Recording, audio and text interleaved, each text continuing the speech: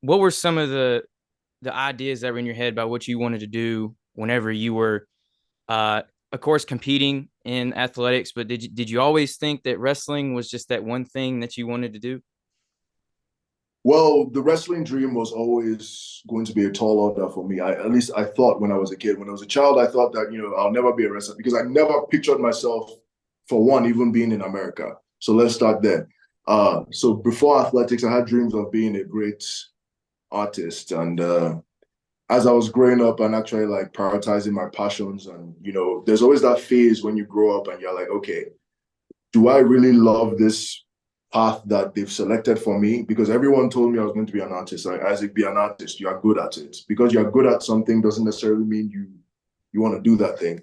So it's like, okay, what do I really love? And then I got into track and field and I was like, okay, I'm good at this too, but I love it a lot more than I love to draw, paint, or be artistic. Um, so being an artist was always the dream. And then I became a track and field athlete, and then becoming a WWE superstar, that kind of fell into my arms along the way. I was wondering if you can talk to me about how you got to the University of Alabama and what are some of the people that you met that helped you along your athletic journey? Well, okay. So went to the University of Lagos when I was in Nigeria. I did my freshman year there. And then my shot put coach at the time, he had connections with coaches in Tennessee, and he had connections with the late Dean Hayes, and then Dean Hayes recruited me to MTSU to come and throw shot put for them. I did 1 year at MTSU, but we didn't have a throws coach. That's when I hopped in the portal. I was like, okay, through with the portal, I'll be able to go to other schools. And then Alabama reached out to me. The money offer was good. The coaches were good. They were slated to win the next SEC championships at the time, which to this day we still haven't, but like we're in very good standings to do so. And I got recruited by Coach Derek Yosh, and of course the head coach Dan Waters, and that's how I found my way, to Alabama. And my biggest helps have always been my coaches and those people I'm in close proximity with. It's hard for outsiders to help me because you're with your coaches and teammates every day. So those are the people that will most likely be of help. I've come to realize that like a lot of people don't appreciate the mentors that are in front of them while they're in front of them. Like it's hard for you to take advice from your parents or your teachers or your counselors at church or wherever because you see them every day, so you just appreciate them less. Sometimes you have to hear it from an outsider to like really think about it and put it in perspective. But that's not me. I find value in the words of the people who are there constantly because they know you the most. And that's one lesson I had to learn. So my coaches at Alabama, Dan Waters, Derek Yosh, and my teammates who like cheered me on and uplifted me, gave me advice. Those are the people who helped me get to where I am today. There's another guy that I believe he does all the throwing events that is a part of the WWE NIL program, Ruben Banks. Can you Mm. talk to me about your experience with that program and how somebody like him could possibly make that transition like you did after college into WWE? Just talk to me about all of that. Well, the NIL program is a platform for athletes to stay in contact with the WWE as they progress through their collegiate years, stay in contact, possible sponsorship through school, uh, and a possible opportunity to come work for the WWE when they're done with school. And I believe strongly that anybody can do what I've done. Like in my case, it's a very, very, very, very successful transition, if I do say so Obviously. myself.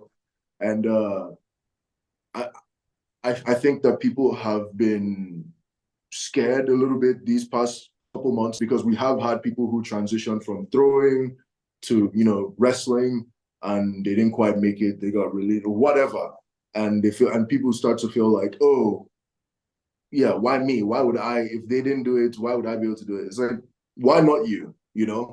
Why not you? Because people always focus on the negative. We have two shot putters right now on the NXT roster who have made successful transitions, and they're both on TV. That's Tyreek Igwe and Tyson DuPont.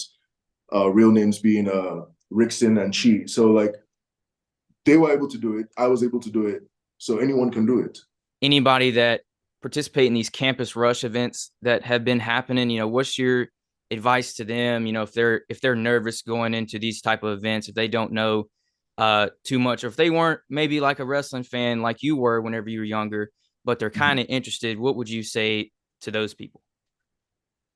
I mean, learn, and you only live once. Like, I know YOLO is like this cliche now, but like it's true.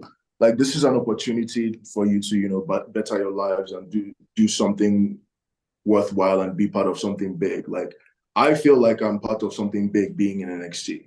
And I know everybody on the roster feels the exact same way. It's kind of hard to put that in perspective to someone who's never watched wrestling, but my advice to them, if you can't find that connection and you want a fan before, is this is an opportunity. Just go in swinging. Try to get rid of your shame, because at the end of the day, people forget. Because some people don't want to. The real reason why some people don't want to take that NIL deal and have a tryout is because they feel like, no, I might get rejected, or I might not make it, or people might laugh at me for wrestling and spandex. It's like you have an opportunity to do something great, whether you're wearing spandex or not. So get over that and chase your dreams. First of all, before we start talking about this weekend, congrats on all the success you've had so far. NXT North American champion. You got a match against a guy, Wesley. You've already beat him once, but that was in a triple threat. What can we expect with you and him as y'all light it up at NXT Heatwave? Okay, well, going into NXT Heatwave, it's going to be in Toronto, Canada, 8 p.m. Eastern Time, 5 p.m. Pacific. You can get your tickets on Ticketmaster for those of you who will be in Toronto to go see it. What you can expect from this is me and Wesley have a little bit of history now. We know each other quite well. We were in the triple threat match together, but I didn't pin him to win that one. So he still has a claim to say, you didn't pin me, so let's do it again. So, but like going into this, I think people should expect absolute dominance. I think the old guard is done. Wesley's time has passed, and I think Wesley should move on from this. I feel like Wesley is holding on to a dream, and I understand that like at some point, like he had this North American Championship that's sitting on my shoulder right now, and him having this was kind of a dream come true. It took his career to new heights that nobody saw coming, because he was always seen as a tag team guy back in the day. But I think all that is done now, and this Sunday I'm going to close that chapter. What does that mean whenever you walk into an arena? You can kind of feel the atmosphere of just fans that are like there, and they're either cheering you on, or they might be cheering for Wesley. But what is that? The support of the fans, and not only just fans, but the support of maybe your family. How has that helped you go through each week and each month in WWE NXT? Well, I'm an athlete at my core. When you strip everything away, I'm an athlete. I don't need people in my corner cheering me on or pushing. Like, I'm designed to be a machine that produces results. Like when I was in Alabama and we would go to track meets, we didn't always have my coach there. Didn't always have people cheering me on. As a matter of fact, there's a well-known fact that on the track and field team, most of the team doesn't even watch throws. So it would just be me, my thrower teammates, and my coaches. So like, I don't need a bunch of people shouting my name to produce results. I appreciate when they do. Don't get me wrong. I'm not, I'm not heartless or anything like that. But I think I produce results with or without the support. I wrote an article when you first won that breakout tournament, and I did get in touch with your mom. She was very nice, gave me great quotes for the article. Some of the stuff you touched on earlier about the art and stuff, she also added that whenever you were younger that you did like the Triple H water spit thing, like whenever, just stuff like that. How has your relationship been with your family? How often do you still talk to them? This is my last thing I got. Then I made it this time. But how is your relationship with them? Or how proud they are of you? Just talk to me about that.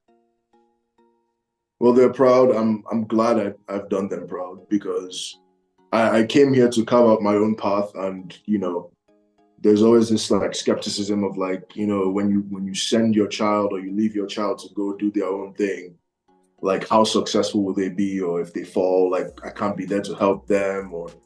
And I'm just happy about the fact that I went on my own path, and I don't want to say I've made it or anything like that, but I've gotten to stable waters. Like nothing is rocking the boat anymore. Like I'm fine, and I've done them proud in that regard. I keep frequent. I keep in touch frequently with them. Thank God for FaceTime and video calls and all voice notes, all that jazz. Because if not, I'm not much of a texter, anyways. But I see them, they see me, they support me, I support them, and me and my family are good, in a great place.